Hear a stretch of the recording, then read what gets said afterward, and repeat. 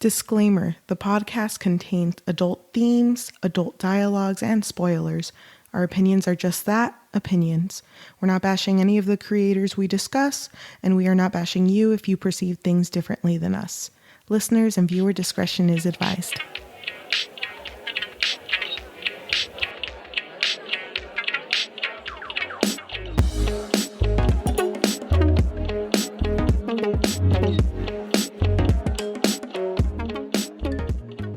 Hello, welcome to this episode of Story and Things, a storytelling podcast. I am your host, Cheli. And I'm your host, Yajaira. And today we are going to be talking about Midnight Library, written by Matt Haig.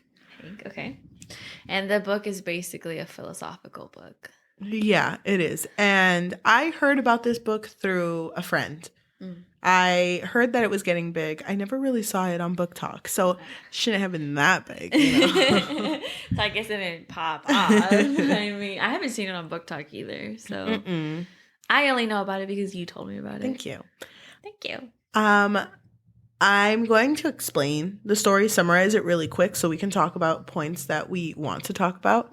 But before we do that, what were your first impressions after reading this book? I really liked it. I was really sad where it ended for her. Trigger warning, by the way, we are going to be talking about her trying to end her life.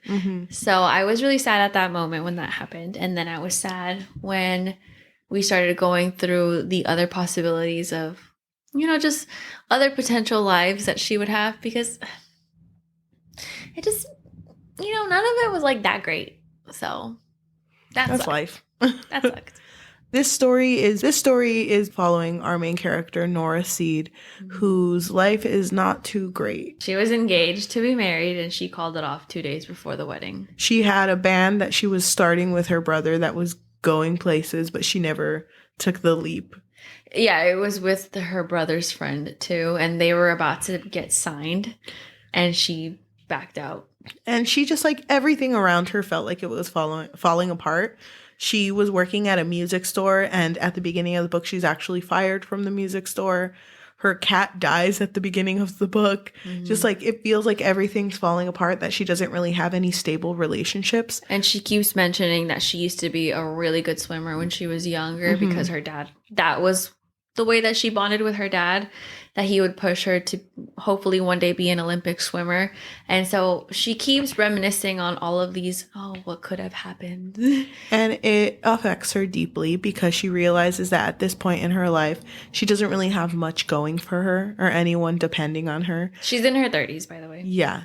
So at this point of the story, at the beginning, she does choose to try to commit suicide. And she wakes up in a library where an old librarian that she used to love a lot named Mrs. Elm is. And Mrs. Elm is telling her that this library is full of books, of choices that you could have made in your life instead that could have changed your life completely. And you are free to look through these books. And if there's a life that you choose instead of the one you're in, then you can stay in that life. And so this whole book is just her going through all of these lives and living all of the what could have been if she had chosen different choices in her lives. So at the end of the book, after seeing so many lives that she could have lived, she realizes that she doesn't feel like she deserves them if she's in it, because there was one life where she was in that felt really right. But even though it felt right, it wasn't her life that she chose for herself. Because she didn't have the satisfaction of having earned that life. You know, she didn't build up to that life. Even though she had the opportunity to stay there, her as a person could not stay there because she just didn't feel like it was right. She ended up going back to her old life. And because she could have stayed in any of these lives, right? Yes. But she went back to her old life, and instead of, you know, having the pleasure of changing a choice, she decided that she wanted to start where she was at and make her life better and make her own choices. And that's basically how the story ends. Midnight Library, the end. Thank you for joining us. Overall, I did really like this book. It made me uncomfortable with how it started. Like when she was going to die of suicide, I was not ready to read that. So I actually stopped reading for a while because I didn't want to sit there and, you know, experience that with her. Yeah. That was very triggering. It really was. Yeah. It was really depressing because the way that they were writing it was like, what, 2 hours before it happens or 2 hours before the incident.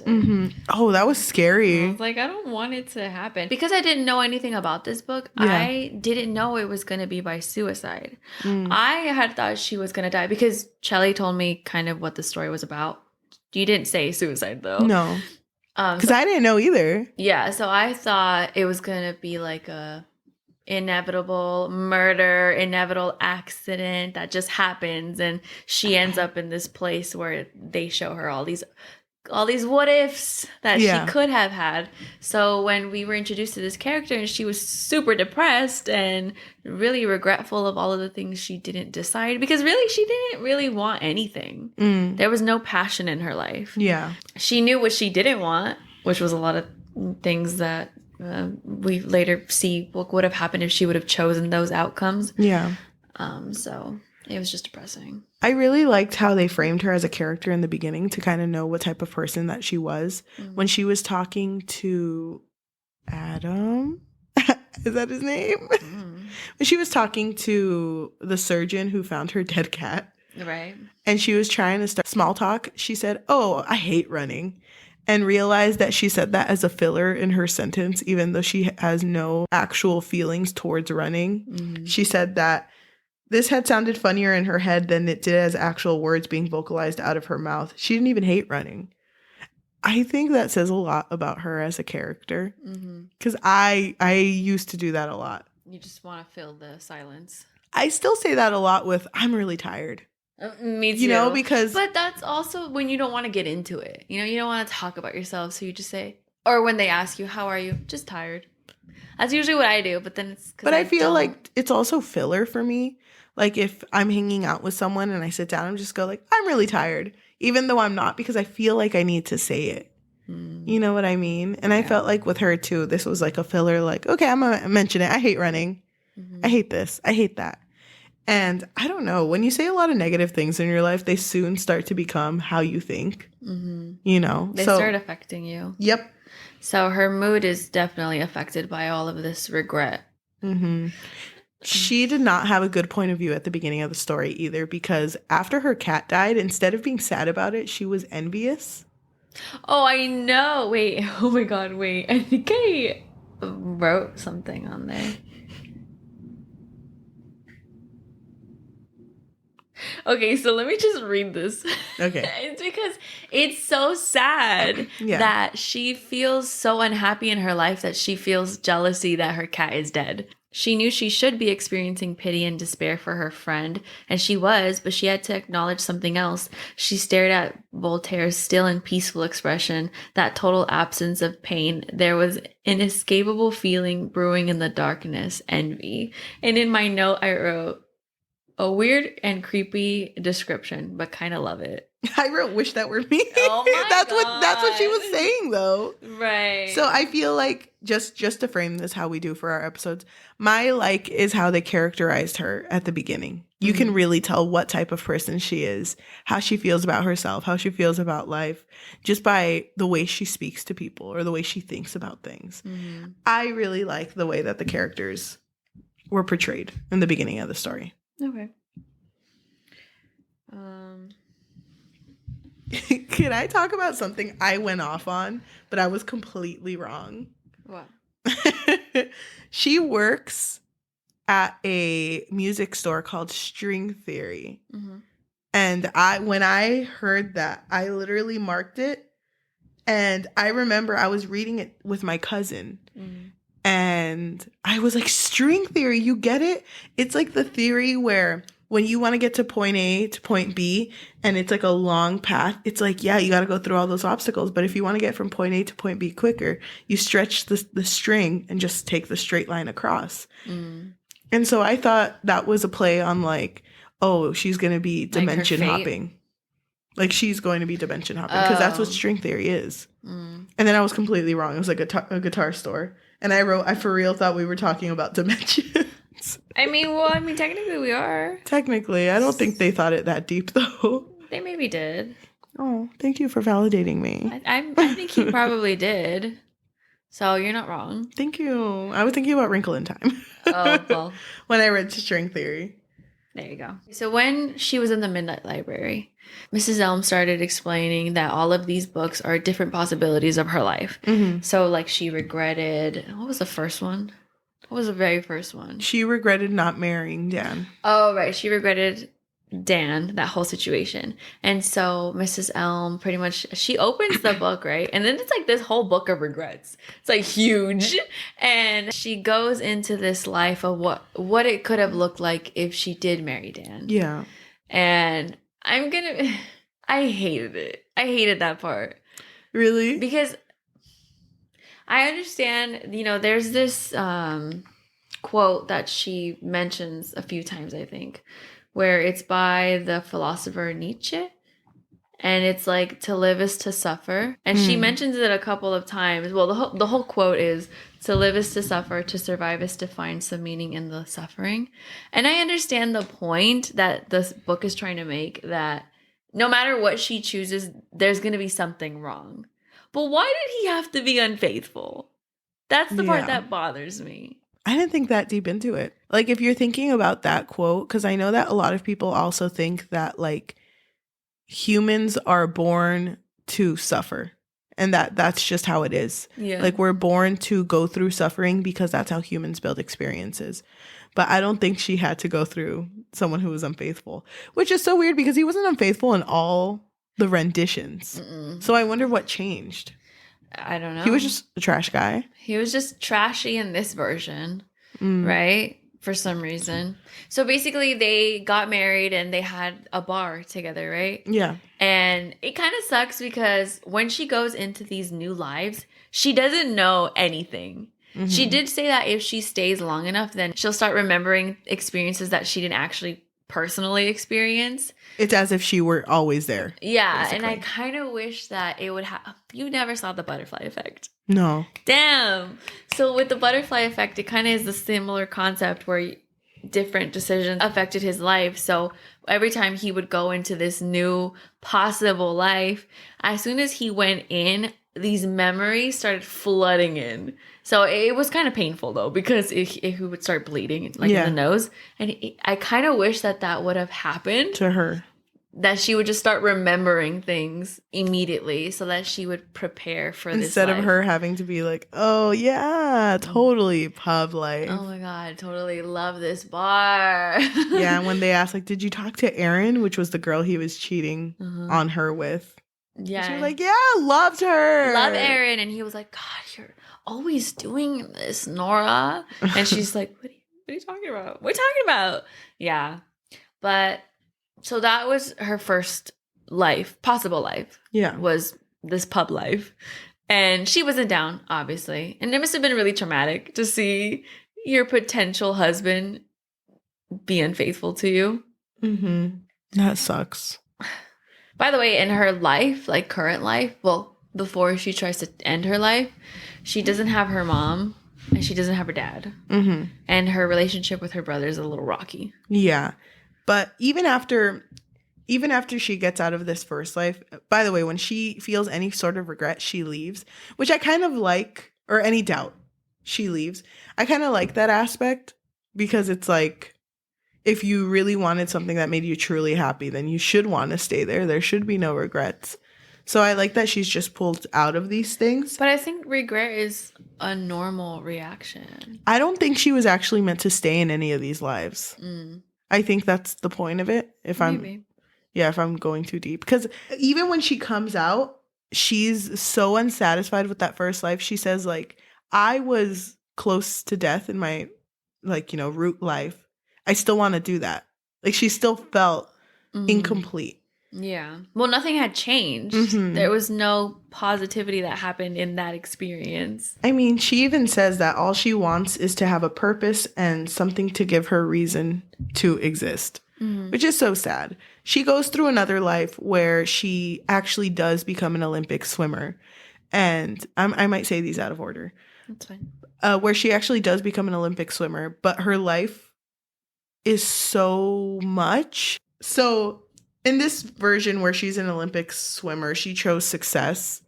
And she wanted to have fame and the success that she thought she could have. I don't think she really wanted fame, though. It just sort of happened. Oh, well, the fame came with the success. Yeah, because she just wanted to feel happy. Yeah, and she was doing a TED Talk, too, so people really loved it. And that's success. And that right there, that's when you know you've made it. So she was having this whole TED Talk, and she was also really close to her dad in this version of her life, because in this version, she wasn't close to her mom. She was close to her dad because her dad was the one that really wanted to push her to be a swimmer. Yeah. And she was close to her brother as well because he was managing her. Mm-hmm. And so she finds out that her dad did cheat on her mom. And she feels guilt about it because in the original life, she was close to the mom. But when she mentions it to her brother's kind of just unfazed. Like, what does it matter? Because they weren't close to her in this version. I kind of like how this version ends with when she has to give a TED Talk about success. Yeah. And she just kind of talks like, what is success? Yeah. Like, y'all want me to tell you about success? You don't even know about the past in your lives that you could have taken and the choices and whatever. And she goes off on them for 40 minutes. She just sounds like she's crazy, though. Yeah. That part was uncomfy. Really? I did not like that part at all. I really like that part. No. Can you imagine BSing that for 40 minutes? Because it's like, okay, lady, just tell me about your success. That's why we're here. It's crazy to me because they say that when she finally feels doubt on staying in that life and she goes back to the Midnight Library, her that's still there is just going to go through like, oh, what was that? What was I doing? Mm-hmm. You know, so poor person who's still giving a TED Talk and has like 15 extra minutes. I know. She's just like, hello? It's all deja vu, right? Mm-hmm. It's like deja vu. So that version of her is not having a good speech. The one that I was looking forward to the most was her being a rock star. As soon as they even mentioned it, I was like, I don't care about these other lives. I want to know what would have happened if she was a rock star. Yeah. Because that one was like, what, 5th, 6th? Yeah. They didn't even care. I was so... I just wanted to know. But I should have known. Like, I kind of knew that something was going to go wrong. Yeah. Obviously. So it kind of bothered me a little bit. That her brother OD'd. Mm-hmm. Her brother was dead, pretty much. Yeah. So I hated that. You did? Oh. Because I was looking forward to it. I wanted to see her life as a rock star. And she did enjoy the fame. Yeah. She enjoyed it more than she had expected. Mm-hmm. How did you feel about, because while she was doing this like hopping between all the lives that she could have lived, she does a life where she becomes a glaciologist. Oh God. And she meets someone else who's also hopping between lives. How did you feel about their interaction? Can I be honest? Yes. I did not care about that part of the book. Really? Why not? It was trying to give it meaning. Well, I just wanted to accept it as face value. I thought of that part of the book as like she finally found meaning in what she was doing, and it felt like she was going to stay because she even had like a night with him. Yeah. Oh, yeah. You remember that? Yeah. But I kind of like that part because it kind of shows like she was still so detached to this life. Mm-hmm. You can't just choose to like, oh, I'm going to live here now. Mm-hmm. And just expect everything to be okay. Plus, she was so isolated. Yeah. Literally. Yeah. Because she wasn't close to any of her family members when she's living the life in a freaking glacier. I don't even know what she was doing, to be honest. Interesting, I guess. But they had already had other lives together, right? That was like the point of it. Mm-hmm. This wasn't the first time they met. No. In some of his lives, they end up getting married. Yeah. So he probably felt a little more inclined to do that than her. Yeah. Oh my God. He was kind of trashy. Yeah, he was. Because he kind of told her, like, just do this forever. I have an aneurysm, you know, so I'm going to be out for a while. I'm just going to keep popping. But that doesn't seem satisfying. Yeah. No, I would feel lonely or like miss where I was You know, because even if it's, I don't know, is that like an introvert thing? Like when you go out and you're doing so many fun things and you like it, but at the end of the day, you just want to go home. Yeah. You know what I mean? Me. Yeah. I feel that. But she wouldn't have a stable home if she keeps hopping through all of these different lives. You know what part reminded me of my sister? What? My sister always used to make this joke as a kid that when like we went through something. Or no, when we would go somewhere. And she would always say like, oh, you know, I know this place like the back of my hand. And she would like hold up her hand and she'd be like, oh my gosh, I have a mole. You know? So it's like a joke, like you don't know it that well. And she would make that joke all the time. But I like the part just because it reminded me of my sister where when she was really sad, she looked down at, I think it was her hand. No, it was on her face. And she saw, no. It was on her hand, on her left hand. She saw that she had a little mole, and it was like when she was at her saddest point. And then when she was experiencing one of the lives, she looks back down and she's like, well, at least that's still there. Because, you know, that's kind of grounded her. Thank you. Yeah. I like that part. Yeah, that was a good part. Because, you know, she still wants to feel grounded even when she's hopping to different places. Ooh, I did want to talk about something. I highlighted this whole paragraph. There's one part where she's talking about like what makes a good person. And she says, a person is like a city. You couldn't let a few less desirable parts put you off the whole. There may be bits you don't like, a few dodgy side streets and suburbs, but the good stuff makes it worthwhile. I just like highlighted that because I was like, damn, what if people who like believe in cancel culture read that? I'm not saying anything about it. I'm not saying anything about it, but I'm just saying like, I guess that only works when you know the person. Yeah, exactly. Because if you don't know the person, then you're just assuming. Yeah. I like that part too, though. It was sweet. Yeah, it's, I really like philosophy. I took a philosophy course, remember? And I do really like it, but then at the same time, you're just fucking going in circles over and over again. Well, that's all philosophy is. Philosophy is just trying to figure out what life is. What is life?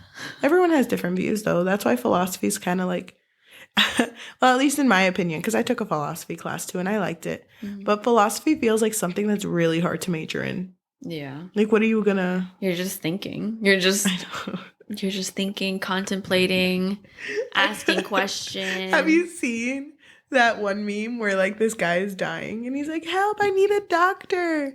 And then it's like, oh, I'm a doctor in philosophy. And they're like, help him, he's dying. And he's like, but did he ever truly live? What? Where did you hear that from? I saw it on Twitter.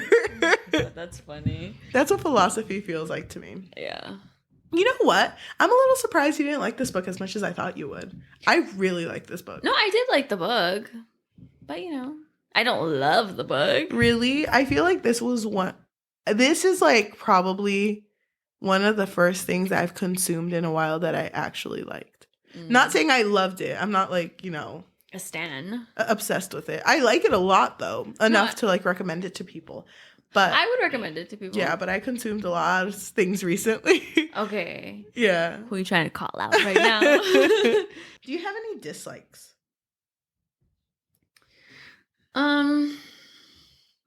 There is something about the plot that I didn't really like. Everything was pretty straightforward, right? She can open up a book, go into this different life, but she can't go back to it once she goes back to the library. So she can't like regret that and then be like, oh my God, I should have stayed there. You know, she can't go back. But the reason why it bothers me is because life isn't linear. So if let's talk about the moment that she thought she was going to stay. Yeah. With Adam, right? The surgeon. So she was there. Adam was a great husband. And then they had a daughter together. And she really loved the daughter. And it felt like a really good place for her to stay at. When she started to doubt it, now she leaves, right? She goes back to the library. But there's so many different choices that you could make in that setting. Like in this. And she even brought it up too. She's like, can you take me to the closest version of that? Yeah. But then for some reason, Mrs. Alm was like, no, I can't. You already came back. So no. But even in that life, she could have done a million different things. So that's kind of what bothers me about it. Not saying, okay, maybe it would have been annoying Maybe it would have been annoying if she did keep going to the same life. Yeah, if that was just like a writer's choice. Yeah, and then she tries to fix this one thing. It could have also been that she can't go, I don't know, this is just me reading into it, but it could have been that she can't go back to that life where her made a different choice, because that's not her life technically. You know what I mean? Yeah. Because it's like, how do you know what choices she's going to make after that? Because you didn't. Because you're not her, but you're her. But, you know? But you didn't actually stay to be her. Yeah, I get that. I don't know. That was just my thing about the plot, where I was like, okay. I kind of wanted her to stay there, though. You did? Because the daughter was so cute. I think it was really cute, too. And I did feel really sad when she left, because she was there for like a month, I think. How do you feel about how when the Midnight Library was burning down, the only choice she had was to go back to her old life? I didn't like that. No. Couldn't she have just hopped in anywhere? But then, okay, if she would have hopped in anywhere, does that mean that you permanently stay there forever? But then if you have doubt and you come back, then that just means you're dead, because your root life is gone. Yeah, exactly. I think that she wasn't meant to stay in any of her lives. No matter how long that she experienced them, if she had stayed there for years and felt doubt and came back, I don't think she was meant to stay in any, because if you think about it like philosophy, like you can't change what you've done. You can't change like the outcome of your choices. You can dream about it, which kind of is what the Midnight Library is, but you at the end have to work on where you're at. Right. You know, so that's how I understood it. Right. No, yeah. I get that. And plus, if she did stay and leave that other life behind, like, what does that tell the reader? Like that you could just escape by offing yourself? Yeah. That's why I liked when she went back and she just, like, was playing chess with Miss Elms and was like, oh, there's so much possibilities. You know? Because her life is not in a great place. Like, if you think about it as an adult. I would be very stressed out if I didn't have a job, if my cat just died and I don't have a good relationship with my siblings. But I guess it's the outlook that matters. Right, because she was like in a really good mood. Walking on sunshine. When she came back, she was like, oh, the possibilities are endless. I've been a doctor. I've been a nurse. I've been a therapist. You know what I think is funny? In one of her lives when she was drinking wine and she saw like Alicia and Eduardo, but in another life she had married Eduardo and she was like, oh, it's me. That's my husband. And they're like, what? Aren't you married to Adam? It's like, no. That's my husband. That man? Mine. But he's married to Alicia. Yeah, I know her. We're good friends. It's fine. It's fine. What did you think about that one chapter where it was literally just filler? Maybe filler? Oh, the one where it was like, in one life, I did this. In one life, I did that. In one life, I had a teenage kid that I never met. It's like Dr. Seuss vibes. Exactly. In one life, she was married to a minor royal and hated every minute of it. That's just a writer's choice, too, to write like that. I skipped it, to be very honest with you. I was like, why do I care? I heard it in 3.5 times speed, and I was like, oh, hell yeah. I kind of slapper.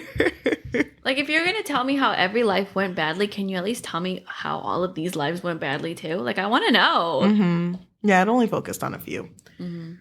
I guess it just says that she didn't really care enough about any of them. Even the ones where she had kids, she was like, oh, hug you from a distance. I know, those kids, trash.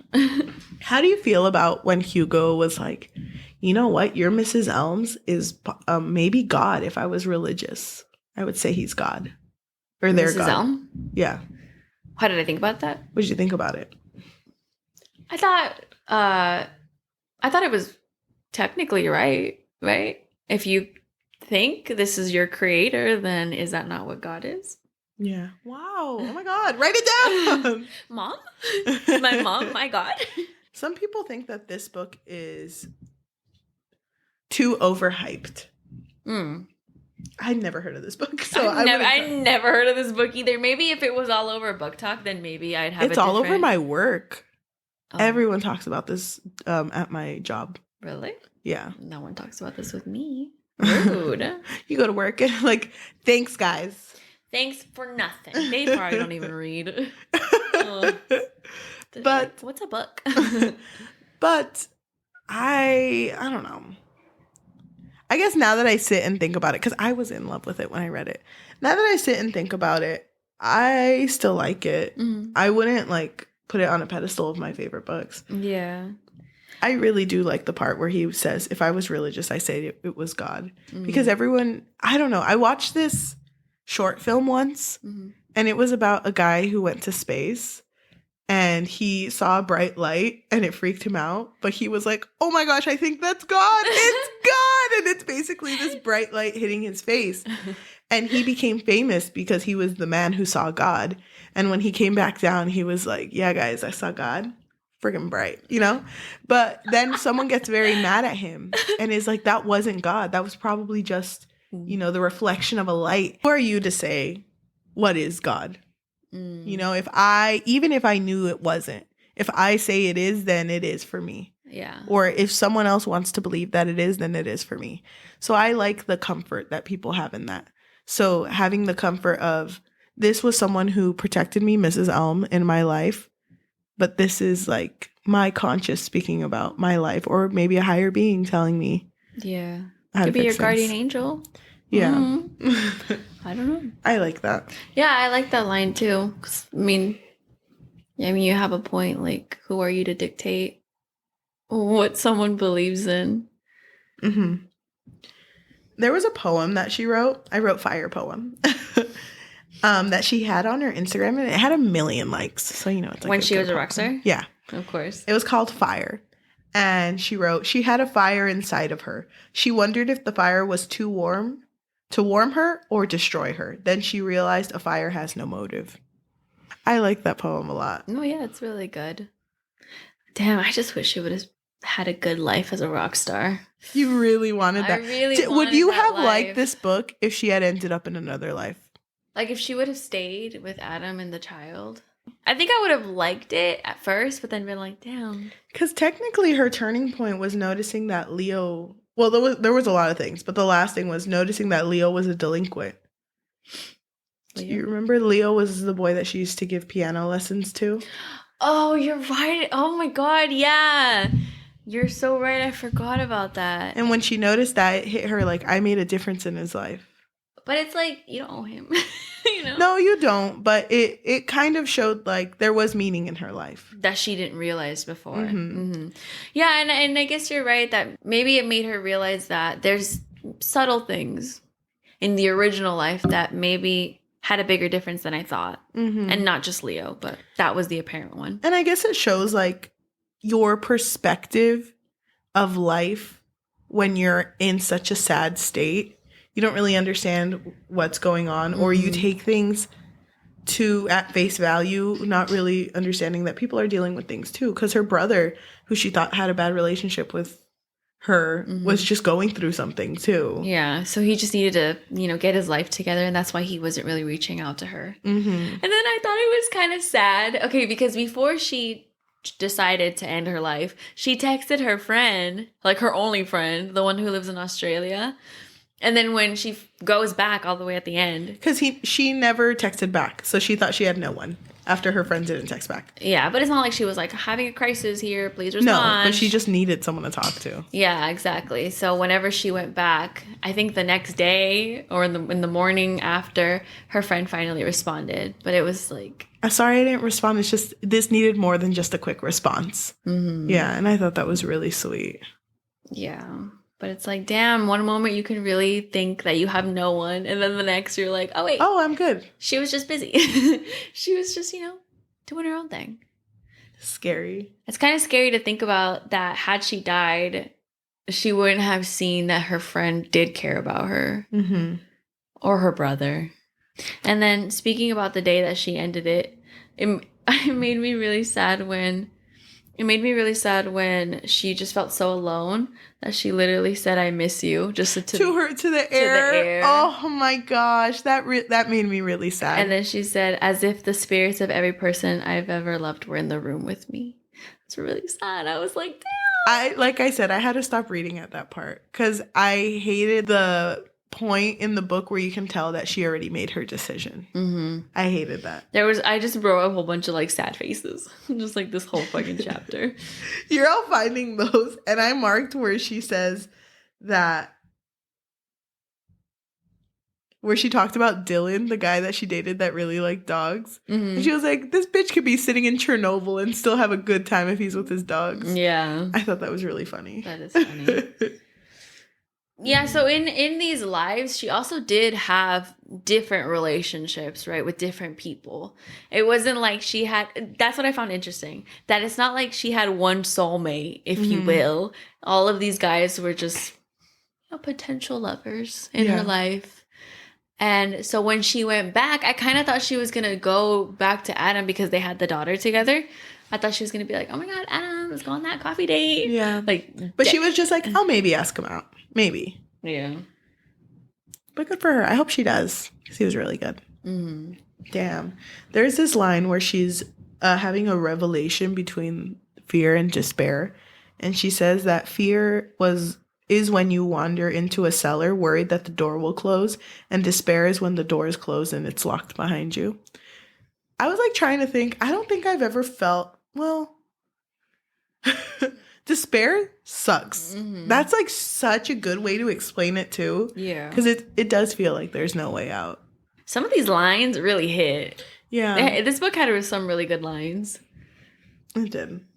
Do you think the person who wrote this is a philosopher? Probably. Or he at least did a lot of research. I love the part where the last thing she wrote in the book was to go back to her root life was I am alive. I like that. I highlighted it and I wrote bitch. You were like, yes, you are bitch. Yes. Going back to like something sad, when she comes back after being a rock star, she is completely heartbroken because her brother was dead in that life. And she is basically telling Mrs. Elm that life is really painful, right?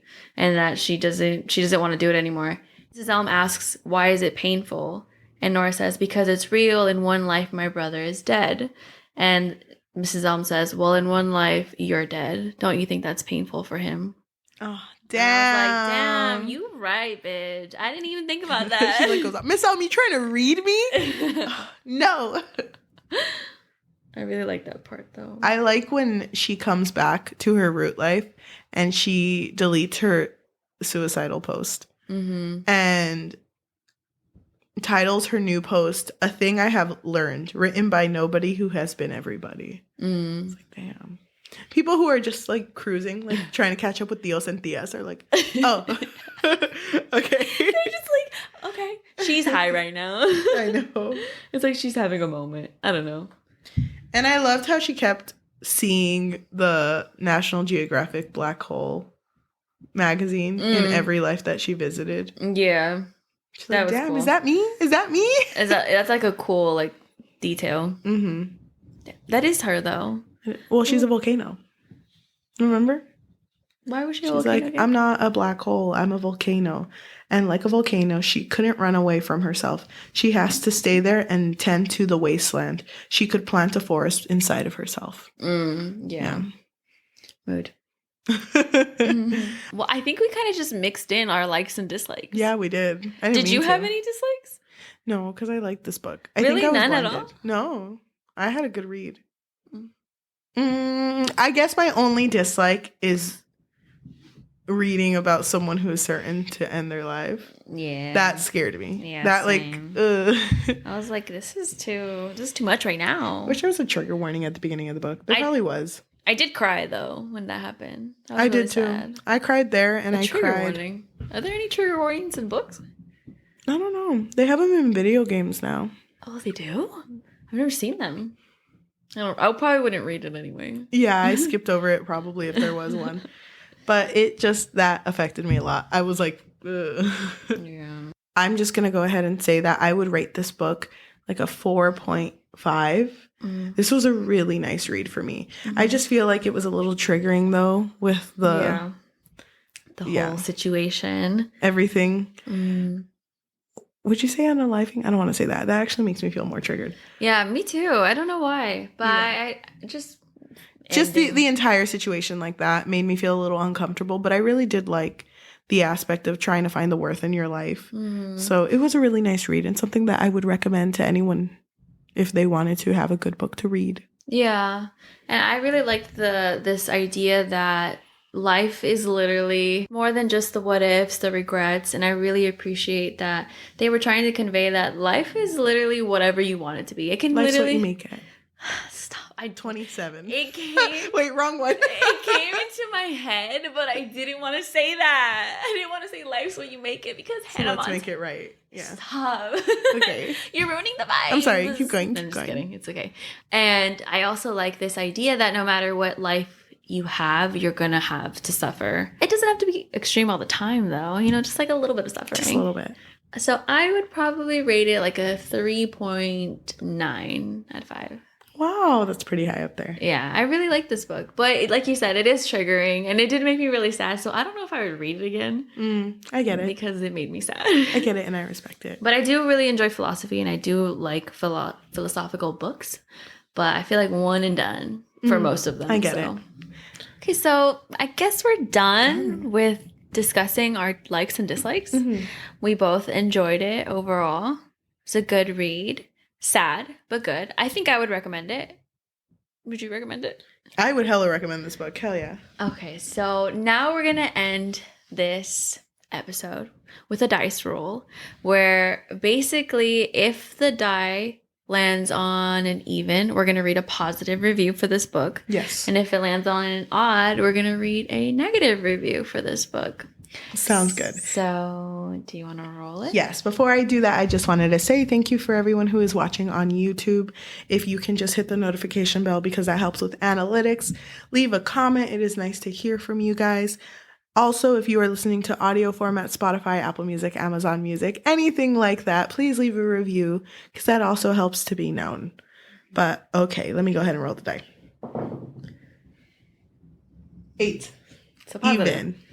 Okay, so this review comes from Gabby on Goodreads. I'm not going to read the entire thing because she had a lot to say. So I'm just going to read the beginning and probably the end, okay? Okay. So their quote, "The only way to learn is to live," unquote.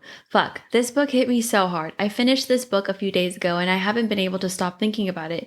It has one of my favorite themes or tropes in a book where we follow a main character who at the beginning of the story is very depressed and possibly suicidal and doesn't see the point of life. But then slowly throughout the story begins to build an admiration toward life and humanity. This book was so beautifully written and I love the way that this book asks the question, what is the best way to live? Damn. Gabby gave it a 5 out of 5 rating. Oh, Gabby. Gabby girl. Okay, thank you so much for watching and we'll see you next week. Bye. Bye.